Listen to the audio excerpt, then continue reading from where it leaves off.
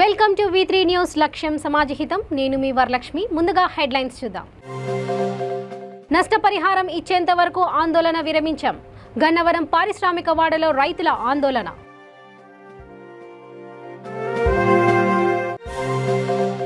కాకినాడలో ప్రియుడి ఇంటి ముందు ప్రియురాలు నిరసన న్యాయం జరుగుంటే ఇక్కడే ఆత్మహత్య చేసుకుంటానని హెచ్చరిక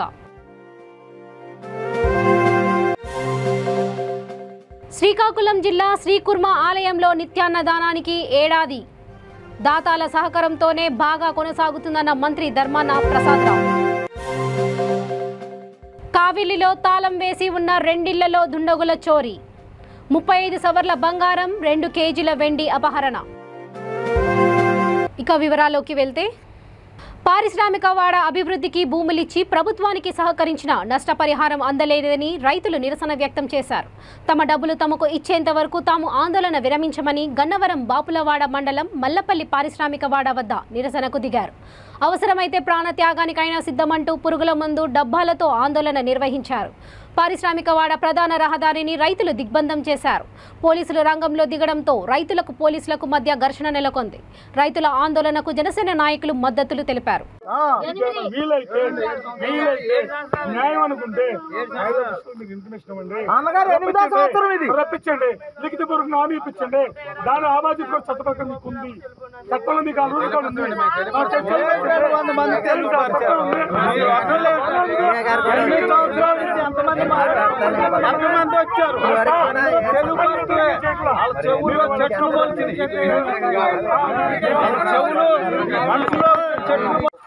నమస్కారం. నా పేరు చిమటారాయ వర్మ, కృష్ణా జిల్లా Janasena party joint secretary Gannavaram నియోజకవర్గం.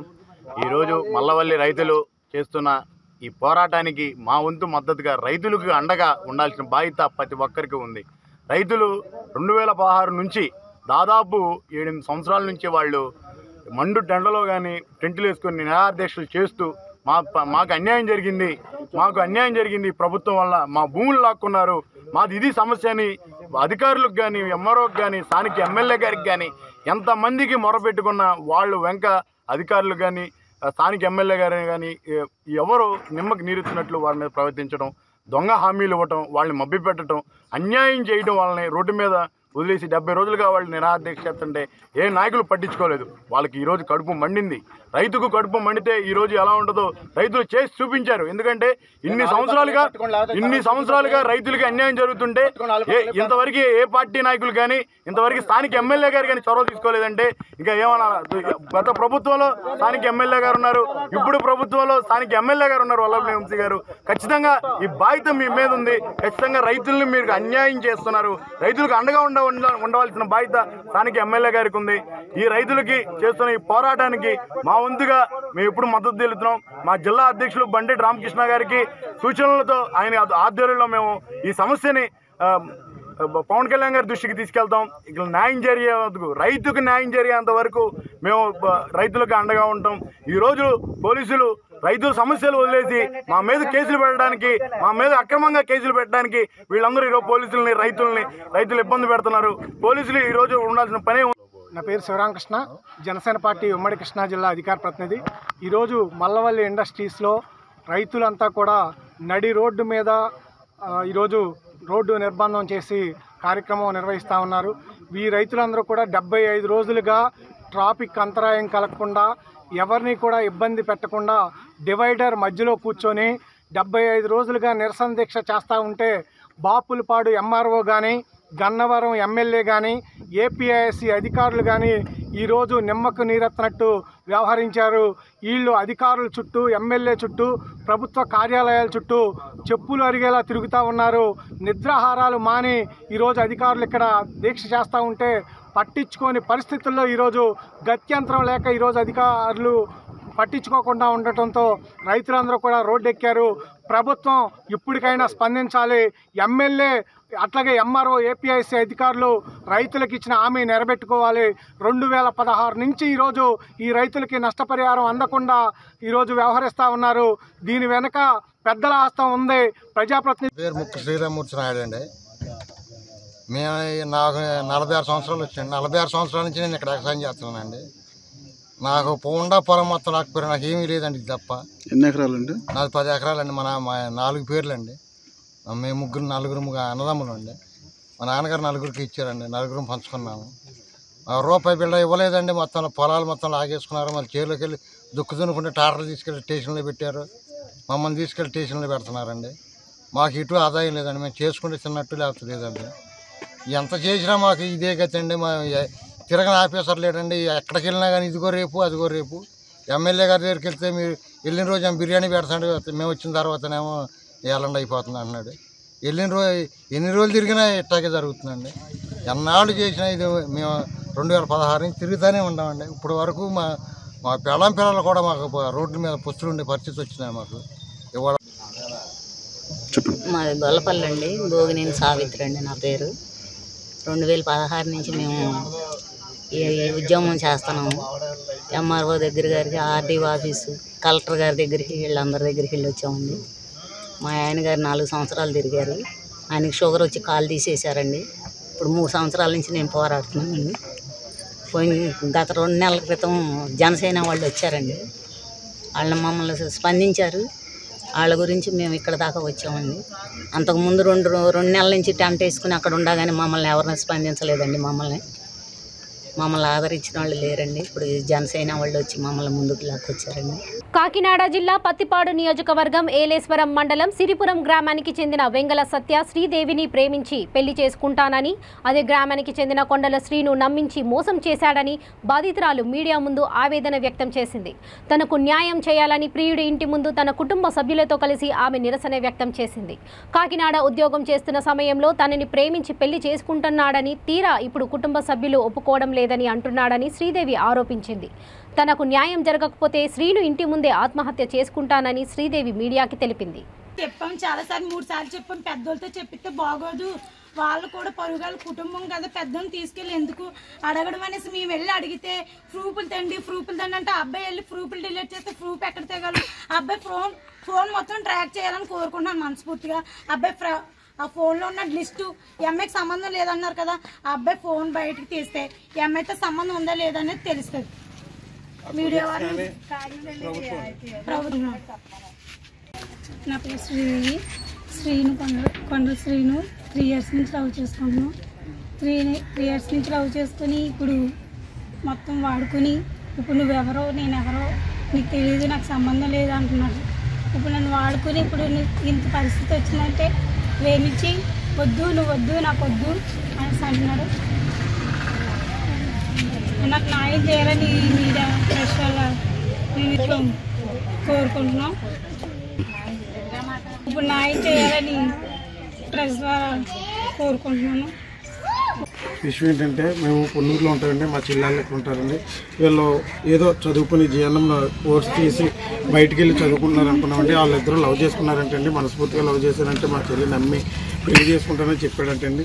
మరి చెప్పిన విధంగా అతను మాట మీద నిలబడలేదండి. కనీసం మేము వెళ్ళి వాళ్ళ పెద్దలను అడిగినా కానీ మాకేమీ తెలదో, ఆడికేమీ తెలదు అన్నట్టుగా చెప్తున్నారండి. కానీ జరిగిందైతే అమ్మాయికి చాలా లాస్ జరిగిందండి. విషయం ఏంటంటే అండి, వీళ్ళిద్దరూ లవ్ చేసుకుని ఆ విషయం మాకు ఇప్పటి వరకు తెలియదండి. తెలిసేసరికి వాళ్ళు ఏ ప్లాన్ వేసుకున్నారో తెలియదండి. వాళ్ళు కూడా గౌరవ కుటుంబం అండి. కాకపోతే 4 పెద్ద మనుషులకి అబ్బాయి తండ్రి న్యాయం చెప్పి అయినండి. మా గ్రామంలోనూ ప్రెసిడెంట్ గారి ద్వారా కానీ కొన్ని పోలీసుల ద్వారా కానీ వెళ్ళినా కూడా మాకేం తెలియదు అంటున్నారండి. అయితే పోలీసు వారు మాకు సహకరించింది ఏంటంటే కేసు కడతామంటున్నారండి. కేసు కడతాం వల్ల అమ్మాయికి వచ్చే లాభం ఏంటండి? ఇప్పుడు లాస్ అయిపోయిందండి. అమ్మాయికి దారి చూపెట్టాలండి. వాళ్ళు కూడా పెద్ద మనిషిగా ఉండి ఆలోచించి న్యాయం చేకూర్చాలని, నా చెల్లిని ఒక రీతిగా తీసుకురావాలని ఈ ప్రభుత్వం వారిని, ప్రెస్ వారిని కోరుకుంటూ న్యాయం జరిగే వరకు ఇక్కడ ఉంటామని, ఆ అమ్మాయి సాగుకు కారణం వాళ్ళు అవుతారని నేను తెలియజేయడం అయిందండి. ఆ అమ్మాయికి మేము వేరే అమ్మాయిలకి అతను కొండల శ్రీరన్న ఆ తండ్రి గారు కొండల ధర్మరాజు గారు ఎన్నో పెళ్ళిళ్ళు చేసేయండి. అతను మన ఇంటి తీరు పిల్లలు ఈ పిల్లడిని గట్రా పెళ్లి చేసేయండి. వాళ్ళకి న్యాయం చేసింది నా బిడ్డకి న్యాయం చేయాలని నేను కోరుకుంటున్నాను సార్. మన ఇంటి తీరిన పిల్లలు పోలీస్ స్టేషన్కి వెళ్ళినా సరే చేయొద్దన్న పెళ్లి గట్ట మేము ఫ్యామిలీ ఉన్నా సరే, మేము ఫ్యామిలీ ఒప్పుకున్నా సరే, మా ఫ్యామిలీ ద్వారా మా ఫ్యామిలీ కాదని 12 గంటల టైంలో తీసుకెళ్ళి పాదలం గుడి దగ్గర, పత్తిపాటి దగ్గర అండి, పాదలం గుడి దగ్గర ఈ అబ్బాయికి మన ఇంటి తీరిన అబ్బాయికి అతనికి పెళ్లి చేసేటండి. అతనికి న్యాయం మనకు న్యాయం లేదు. ఈ బిడ్డకి న్యాయం జరగాలని మనసుకు కోరుకుంటున్నాను. శ్రీకాకుళం జిల్లా ప్రసిద్ధ పుణ్యక్షేత్రం శ్రీ కూర్మం దేవస్థానంలో మంత్రి ధర్మాన ప్రసాదరావు చొరవతో ప్రారంభించిన నిత్యాన్నదాన కార్యక్రమానికి ఏడాది పూర్తయినందున ప్రత్యేక కార్యక్రమం ఏర్పాటు చేశారు. ఈ సందర్భంగా మంత్రి ధర్మాన మాట్లాడుతూ దేశం నలుమూలల నుంచి వచ్చే భక్తులకు యాత్రికులకు భోజన వసతి కల్పించడం ఆనందంగా ఉందన్నారు. దాతల సహకారంతో ఇటువంటి సన్మున్నత కార్యక్రమం ఏర్పాటు చేయగలిగామని మంత్రి అన్నారు. ట్రస్ట్ బోర్డు మెంబర్ల కృషి వల్లనే శుచికరమైన భోజనం అందించగలుగుతున్నామని తెలిపారు.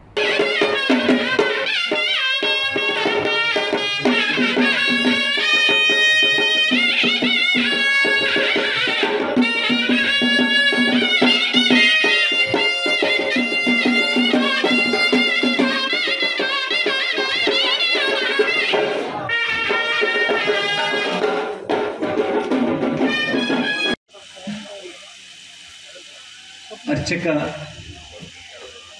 పెద్దలు, నాతో వచ్చినటువంటి ప్రజాప్రతినిధులు, ఆహుతులైన శ్రీ కూర్మనాథ స్వామి భక్తులారా, పాత్రికేయ మిత్రులారా, ఈరోజు మేమంతా దర్శనం చేసుకోవటానికి ఇక్కడికి రావడానికి కారణం, ఈ ప్రముఖ దేవాలయంలో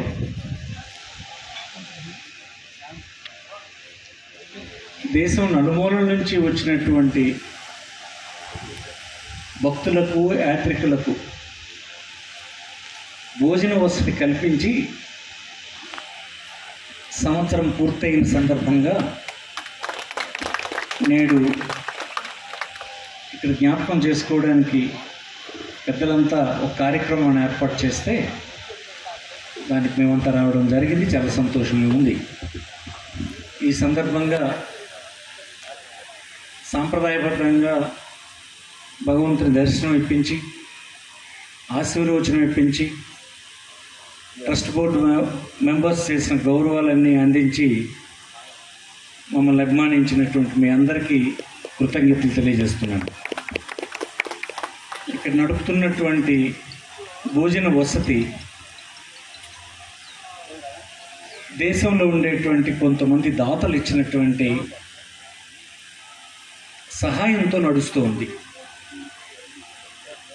ఇది ఒక ట్రస్టు ఏర్పాటు చేసి ఆ ట్రస్ట్లో దాతలు ఇచ్చినటువంటి ధనాన్ని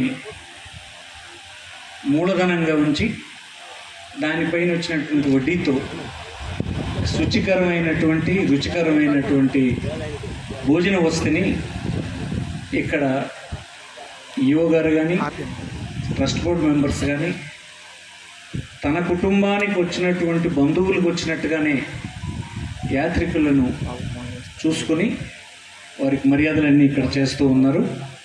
ఇది చాలా మంచి సంప్రదాయం అని నేను ఈ సందర్భంగా వారిని అందరిని అభినందిస్తూ ఉన్నాను. ఇక్కడి నుంచో ఈ దేవాలయానికి దర్శించుకోవాలని వచ్చినటువంటి వారికి ఆ సమయానికి వారు శుచికరమైనటువంటి భోజనం దొరకకపోతే ఎంత బాధపడతారో మనందరం ఇతర ప్రాంతాలకు వెళ్ళినప్పుడు మనం అనుభవించి తెలుసుకున్నటువంటి విషయమే. ఇక్కడ గొప్ప విషయం ఏంటంటే నిరంతరం ట్రస్ట్ బోర్డు మెంబర్స్ కావలి పట్టణ పరిధిలోని మూసునూరు బాలాజీ నగర్లో తాళం వేసి ఉన్న 2 ఇళ్లలో గుర్తు తెలియని దుండగులు ప్రవేశించి సుమారు 35 సవర్ల బంగారం దోచుకున్నారు. 2 కేజీల వెండి వస్తువులు అపహరించిన సంఘటన వెలుగు చూసింది. రూరల్ ఎస్ఐ ఏ వెంకట్రావు తెలిపిన వివరాల ప్రకారం పట్టణంలోని మూసునూరు బాలాజీ నగర్కు చెందిన చుండి జ్యోతలత 2 అంతస్తుల భవనంలో కింద ఇంటిని బాడకకు ఇచ్చి పైన యజమాని నివసిస్తుండేవారు. ఇంటికి యజమాని మధుసూదన్ రెడ్డి చనిపోగా కుమారుడు, కుమార్తె ఉన్నారు. వారు హైదరాబాద్లో సాఫ్ట్వేర్ ఉద్యోగం చేస్తుండేవారని, ఈ క్రమంలో ఆమె ఇంటికి తాళం వేసి 3 నెలల క్రితం తమ కుమార్తె వద్దకు వెళ్లింది. వాకాడకు చెందిన రాజేశ్వరరెడ్డి శ్వేత దంపతులు కింద ఇంటిని అద్దెకు తీసుకొని పట్టణంలో డాబా నిర్వహిస్తుండగా భార్య ఇంజనీరింగ్ కళాశాలలో అధ్యాపకురాలు. ఈ క్రమంలో 3 రోజుల క్రితం సొంత గ్రామమైన వాకాడకు వెళ్లారు. రాజేశ్వరరెడ్డి తన ఇంటిలో పిల్లికి ఆహారం అందించేందుకు ప్రతిరోజు డాబాలో పనిచేసే వ్యక్తి వచ్చి ఆహారం పెట్టించేవారట. ప్రతిరోజులాగే ఈ రోజు కూడా పిల్లికి ఆహారం పెట్టి వస్తుండగా బయట గేటు తాళాలు తీసి ఉండటాన్ని గమనించి రాజేశ్వరరెడ్డికి ఫోన్ చేశాడు. పోలీసులు వచ్చి తనిఖీలు చేయగా 2 ఇళ్లలో తలుపులు పగలకొట్టి ఇంట్లో బీరువాలు, కప్ బోర్డులోని వస్తువులు చెల్లా చెదురుగా పడిపోయి ఉన్నాయి. కింద ఇంట్లో సుమారు 25 సవర్ల బంగారం, అందులో ఉన్న విలువైన వస్తువులు దుండగులు అపహరించుకుపోయారని తెలిసింది. క్లూస్ టీం వచ్చి కేసు నమోదు చేసి దర్యాప్తు చేస్తున్నారు.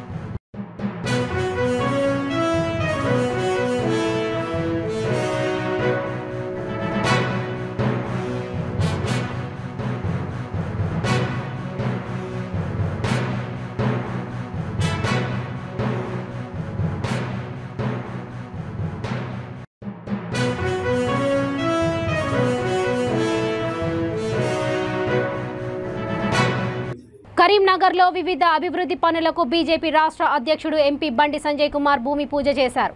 10వ డివిజన్లో ఎంపీ ల్యాండ్స్ నిధులతో అభివృద్ధి పనులకు భూమి పూజ కార్యక్రమంలో ఆయన పాల్గొన్నారు. కరీంనగర్ 21 డివిజన్లో ఎంపీ ల్యాండ్స్ నిధులతో ఎంపీ బండి సంజయ్ అభివృద్ధి పనులకు భూమి పూజ చేశారు.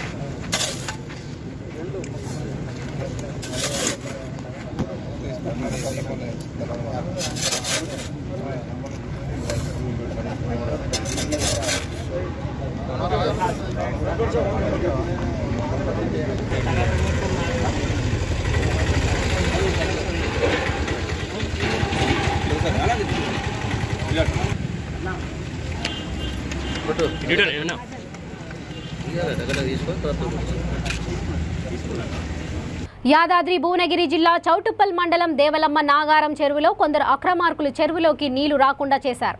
రాళ్లు మట్టిని పోసి చెరువును పూడ్చారు. ఇంత జరుగుతున్న అటువైపు ఇరిగేషన్ అధికారులు కన్నెత్తి చూడకపోవడం విడ్డూరం.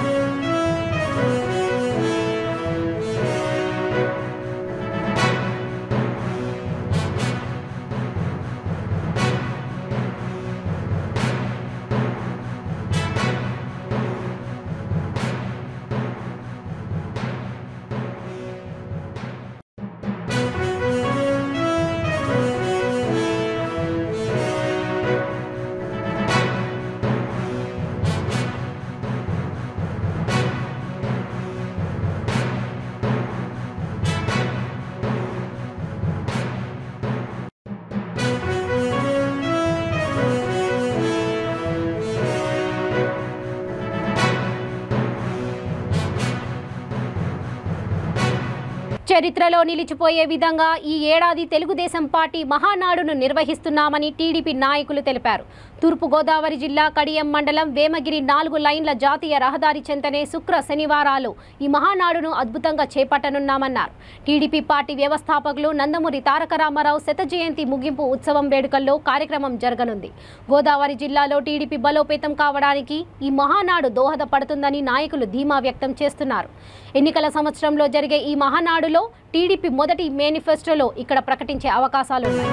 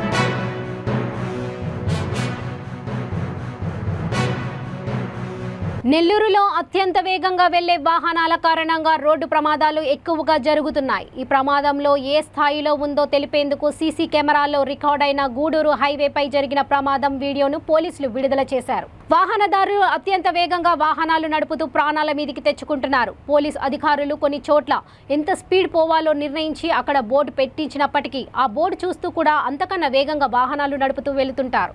అత్యంత వేగమే ఎన్నో జీవితాలని బలికొంది. ఆ వేగమే ఎన్నో కుటుంబాలను నిరాశ్రయులను చేసింది. ఎందుకంటే దానికి లిమిటేషన్ ఒక 80 కిలోమీటర్స్ ఉంటుంది, అది 100 ఉంటుంది. 100 కంటే ఎక్స్ట్రా పోతే అది క్యాప్చర్ చేసింది. నార్మల్గా పోతే క్యాప్చర్ చేయదు. దానికి ఇంజనీరింగ్ సిస్టమ్ ప్రకారం అది ఎంత ఉందనేది మనకు తెలిసింది కాబట్టి మనకు ఆల్రెడీ హైవే అథారిటీస్ ఇచ్చారు కాబట్టి అట్ ద టైమ్ ఆఫ్ ఈ రోడ్డు వేసేటప్పుడు దానికి ఇంజనీరింగ్ ప్లాన్ వారు నిర్ణయించారు. ఆ డిస్టెన్స్ని మనకి ఆ స్పీడ్ ప్రకారం మేము దాన్ని మెయింటైన్ చేస్తాము. దాని ప్రకారం ఓవర్ స్పీడ్ ఎవరు వెళ్తే వాడి మీద క్యాప్చర్ చేస్తుంది, వారికి ఆటోమేటిక్గా ఫైన్ వేస్తుంది. ఫైన్ వెళ్ళిపోద్ది వాళ్ళకి ఇచ్చిన నెంబర్కి, ఆ వెహికల్ రిజిస్ట్రేషన్కి వాళ్ళ ఫోన్ నెంబర్ ఒకటి ఇస్తారు, దానికి వెళ్ళిపోతుంది వాళ్ళకి ఆటోమేటిక్గా. అందువల్ల ప్రయాణికులు కూడా ఓవర్ స్పీడ్ పోకుండా వారికి ఇచ్చిన స్పీడు ఆల్రెడీ హైవేలో 80 కిలోమీటర్స్ 100 కిలోమీటర్స్ ఉంటుంది అక్కడ, దాన్ని చూసుకొని ఆ స్పీడ్లో నెల తప్పితే ఓవర్ స్పీడ్ వెళ్తే గ్యారెంటీగా వాళ్ళకి ఫైన్ అమౌంట్ వాళ్ళకి ఆటోమేటిక్గా వాళ్ళ ఫోన్లకి మెసేజ్ వస్తుంది. తర్వాత మేము 1-2 మెసేజ్లు చూస్తాం, తర్వాత స్టాప్ చేస్తాం, సీజ్ చేస్తాం. ఎందుకంటే ఓన్లీ ప్రమాదాలు తగ్గించాలని ఉద్దేశంతోనే మన గవర్నమెంట్ మనకి పైనుంచి మనకి ఇన్స్ట్రక్షన్ చేయడం జరిగింది. ఆ విధంగా మా వాళ్ళకి మేము నేషనల్ హైవే ఉన్నారు కదా, చెక్కింగ్ మా వాళ్ళు ఉన్నారు కదా, హైవే అథారిటీ హైవే మొబైల్ ఒకటి ఉంది మాది. ఆ మొబైల్ వారికి ఇది ఈరోజు అప్పచెప్పడం అయింది. దాని ప్రకారం వాళ్ళు టెక్నికల్గా చూసి అది ఆఫీసర్స్కి పంపించి ఎంత స్పీడ్ ఓవర్ స్పీడ్ అయితే ఆఫీసర్సే ఫైన్ వేస్తారు. వారేమి కానిస్టేబుల్స్ వేయరు, వాళ్ళకి అదే ఆటోమేటిక్ క్యాప్చర్ చేస్తుంది, మాకు ఫార్వర్డ్ చేస్తారు. ఇది ఎంత స్పీడ్ వెళ్తుంది, ఎంత స్పీడ్ ఉండాలి, ఎంత స్పీడ్ ఎక్కువ వెళ్ళింది, దాని ప్రకారం జరుగుతుంది. కాబట్టి నెక్స్ట్ వెహికల్స్ కూడా డ్రైవర్స్ కూడా జాగ్రత్తగా వాళ్ళ ఓవర్ స్పీడ్ పోకుండా ప్రజలకు ఎలాంటి అసౌకర్యం కలగకుండా వారు జాగ్రత్తగా వెళ్ళాలని చెప్పి అందరికీ మేము తెలియపరుస్తున్నాం. ఎందుకంటే దానికి లిమిటేషన్ ఒక 80 కిలోమీటర్స్ ఉంటుంది, అది 100 ఉంటుంది. 100 కంటే ఎక్స్ట్రా పోతే అది క్యాప్చర్ చేసింది. నార్మల్గా పోతే క్యాప్చర్ చేయదు. దానికి ఇంజనీరింగ్ సిస్టమ్ ప్రకారం అది ఎంత ఉందనేది మనకు తెలిసింది కాబట్టి మనకు ఆల్రెడీ హైవే అథారిటీస్ ఇచ్చారు కాబట్టి అట్ ద టైమ్ ఆఫ్ ఈ రోడ్డు వేసేటప్పుడు దానికి ఇంజనీరింగ్ ప్లాన్ వారు నిర్ణయించారు. ఆ డిస్టెన్స్ని మనకి ఆ స్పీడ్ ప్రకారం మేము దాన్ని మెయింటైన్ చేస్తాము. దాని ప్రకారం ఓవర్ స్పీడ్ ఎవరు వెళ్తే వాడి మీద క్యాప్చర్ చేస్తుంది, వారికి ఆటోమేటిక్గా ఫైన్ వేస్తుంది. ఫైన్ వెళ్ళిపోద్ది వాళ్ళకి ఇచ్చిన నెంబర్కి, ఆ వెహికల్ రిజిస్ట్రేషన్కి వాళ్ళ ఫోన్ నెంబర్ ఒకటి ఇస్తారు, దానికి వెళ్ళిపోతుంది వాళ్ళకి ఆటోమేటిక్గా. అందువల్ల ప్రయాణికులు కూడా ఓవర్ స్పీడ్ పోకుండా వారికి ఇచ్చిన స్పీడు ఆల్రెడీ హైవేలో 80 కిలోమీటర్స్ 100 కిలోమీటర్స్ ఉంటుంది అక్కడ, దాన్ని చూసుకొని ఆ స్పీడ్లో నెల తప్పితే ఓవర్ స్పీడ్ వెళ్తే గ్యారెంటీగా వాళ్ళకి ఫైన్ అమౌంట్ వాళ్ళకి ఆటోమేటిక్గా వాళ్ళ ఫోన్లకి మెసేజ్ వస్తుంది. తర్వాత మేము 1-2 మెసేజ్లు చూస్తాం, తర్వాత స్టాప్ చేస్తాం, సీజ్ చేస్తాం. ఎందుకంటే ఓన్లీ ప్రమాదాలు తగ్గించాలని ఉద్దేశంతోనే మన గవర్నమెంట్ మనకి పైనుంచి మనకి ఇన్స్ట్రక్షన్ చేయడం జరిగింది. ఆ విధంగా మా వాళ్ళకి మేము నేషనల్ హైవే ఉన్నారు కదా, చెక్కింగ్ మా వాళ్ళు ఉన్నారు కదా, హైవే అథారిటీ హైవే మొబైల్ ఒకటి ఉంది మాది. ఆ మొబైల్ వారికి ఇది ఈరోజు అప్పచెప్పడం అయింది. దాని ప్రకారం వాళ్ళు టెక్నికల్గా చూసి అది ఆఫీసర్స్కి పంపించి ఎంత స్పీడ్ ఓవర్ స్పీడ్ అయితే ఆఫీసర్సే ఫైన్ వేస్తారు. వారేమి కానిస్టేబుల్స్ వేయరు, వాళ్ళకి అదే ఆటోమేటిక్ క్యాప్చర్ చేస్తుంది, మాకు ఫార్వర్డ్ చేస్తారు. ఇది ఎంత స్పీడ్ వెళ్తుంది, ఎంత స్పీడ్ ఉండాలి, ఎంత స్పీడ్ ఎక్కువ వెళ్ళింది, దాని ప్రకారం జరుగుతుంది. కాబట్టి నెక్స్ట్ వెహికల్స్ కూడా డ్రైవర్స్ కూడా జాగ్రత్తగా వాళ్ళ ఓవర్ స్పీడ్ పోకుండా ప్రజలకు ఎలాంటి అసౌకర్యం కలగకుండా వారు జాగ్రత్తగా వెళ్ళాలని చెప్పి అందరికీ మేము తెలియపరుస్తున్నాం. ముఖ్యమంత్రిగా జగన్మోహన్ రెడ్డి అధికారం చేపట్టినప్పటి నుండి ఆముదాల వలసలో అనేక సంక్షేమ పథకాలు అమలు చేస్తున్నారని ఆంధ్రప్రదేశ్ శాసన సభాపతి తమ్మినేని సీతారాం తెలిపారు. సరుబుజ్జుపల్లి మండలం మతలబుపేట గ్రామంలో గడప గడపకు మన ప్రభుత్వం కార్యక్రమాన్ని నిర్వహించారు. ఈ సందర్భంగా ఆయన మాట్లాడుతూ అర్హులకు నేరుగా వారి బ్యాంకు ఖాతాలో నగదు జమ చేసి ఆర్థిక భరోసా కల్పిస్తామన్నారు. నిరుపేదల గౌరవాన్ని పెంచేలా జగన్ ప్రభుత్వం అడుగులు వేస్తుందని తమ్మినేని తెలిపారు. ఈ సందర్భంగా అందులో ఇంటింటికి తిరిగి సంక్షేమ పథకాల లబ్ధి ఏ మేరకు చేకూరుతుందో ప్రజలను అడిగి తమ్మినేని సీతారాం తెలుసుకున్నారు.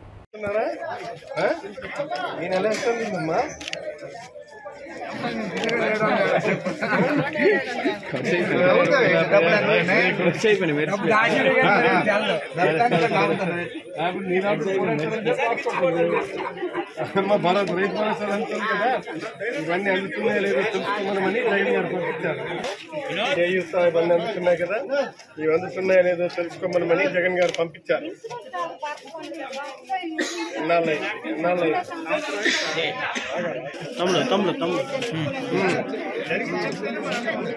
అందుతుంది కదా, ఇంటికే తెచ్చిస్తున్నారా? రైతు భరోసా అన్నీ అందుతున్నాయి, ఇవి అందుతున్నాయో లేదో తెలుసుకోమని జగన్ గారు పంపించారు. అందుతున్నాయి కదా, ఈ నెల ఎంత ఇచ్చారా? ఫిజికల్ హ్యాండ్ రైతు భరోసా ఇవన్నీ అందుతున్నాయి, మీకు ఇవి అందుతున్నాయో లేదో తెలుసుకోమని జగన్ గారు పంపించారమ్మా. ఇంటికే తెచ్చిస్తున్నారా? ఈ నెల ఎంత ఇచ్చారు? 2000. అదే ఇవి అందుతున్నాయో లేదో తెలుసుకోమని జగన్ గారు పంపించారు. పిట్టోని కనబడుతున్నాను తెలుసు, మీ ఆయనకి తెలుసు, నీకు తెలుసు. నేను ఇల్లు చేయిస్తాను, కానీ నీకు ఎంత బిల్లు అనేది నీకు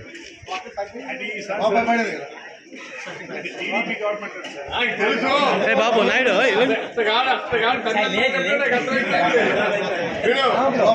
నీకు ఖచ్చితంగా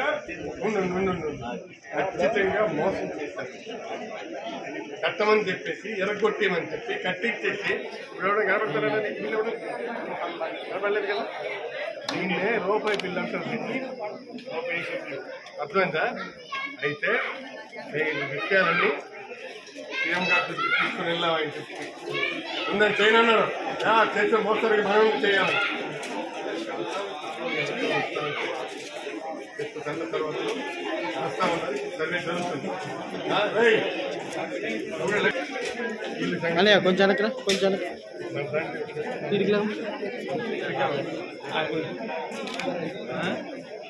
ఇప్పుడు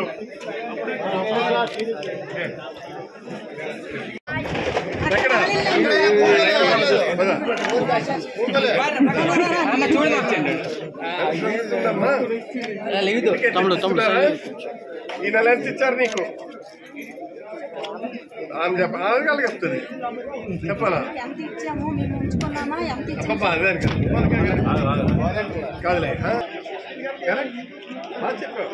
ఇవి నీకు అందుతున్నాయో లేదో తెలుసుకోమని జగన్ గారు పంపించారు. రైట్, సరేలే, ఇంత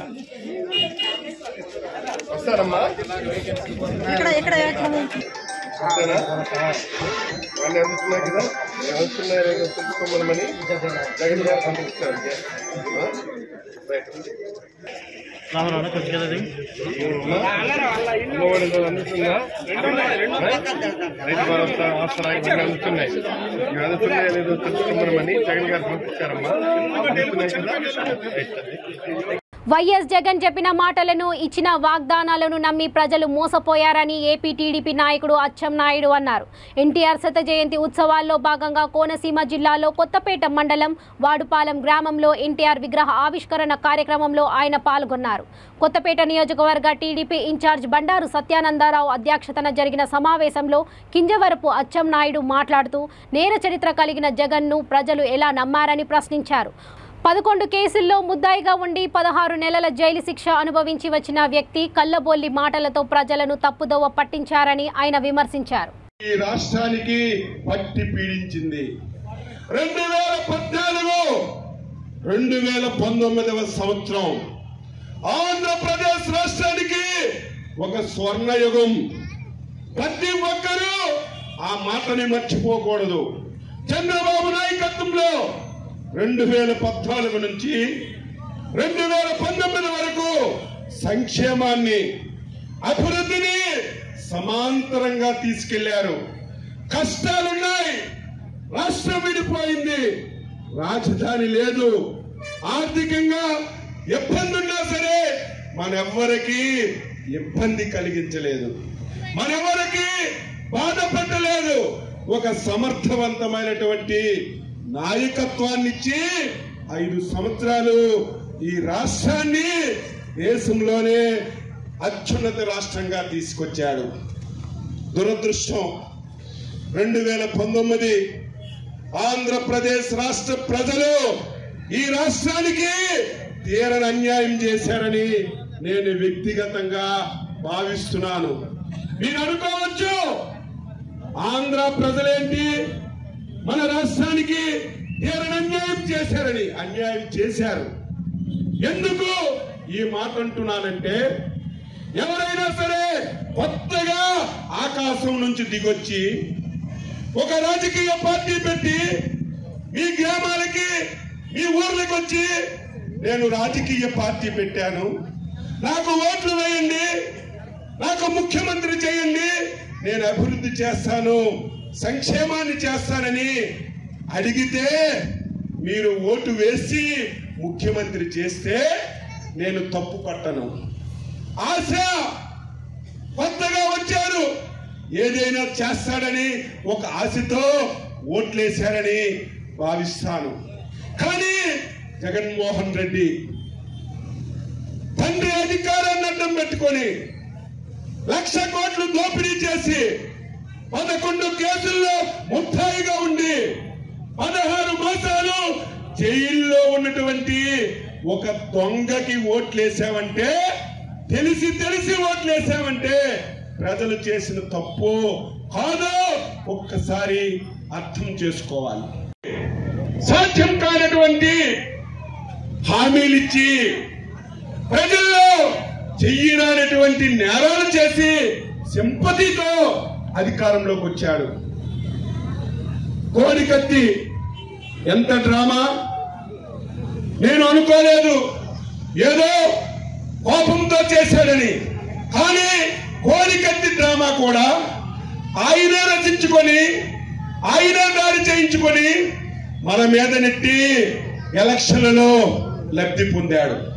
దానివల్ల కూడా అనుకున్నంత సింపతి రాలేదని, గెలవడానికి ఆ సింపతి సరిపోదని చెప్పి ఎంత దుర్మార్గం అంటే, ఒక ముఖ్యమంత్రి పదవి గురించి, ఒక అధికారం గురించి కొంత బాపాయినే హత్య చేయించి ముఖ్యమంత్రిగా అయినటువంటి నీచాతి నీచుడు, దుర్మార్గుడు ఈ జగన్మోహన్ రెడ్డి అని ఈ సందర్భంగా తెలియజేస్తున్నాను.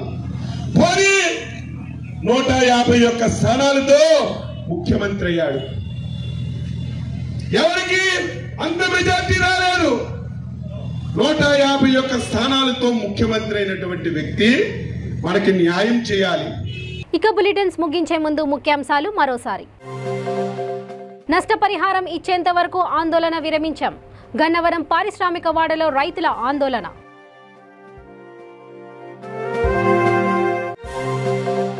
కాకినాడలో ప్రియుడి ఇంటి ముందు ప్రియురాలు నిరసన. న్యాయం జరుగుంటే ఇక్కడే ఆత్మహత్య చేసుకుంటానని హెచ్చరిక. శ్రీకాకుళం జిల్లా శ్రీకుర్మ ఆలయంలో నిత్యాన్నదానానికి ఏడాది. దాతాల సహకారంతోనే బాగా కొనసాగుతుందన్న మంత్రి ధర్మాన ప్రసాదరావు. కావిలిలో తాళం వేసి ఉన్న 2 ఇళ్లలో దుండగుల చోరీ. 35 సవర్ల బంగారం, 2 కేజీల వెండి అపహరణ. చూస్తూనే ఉండండి V3 న్యూస్. లక్ష్యం సమాజహితం. నమస్తే.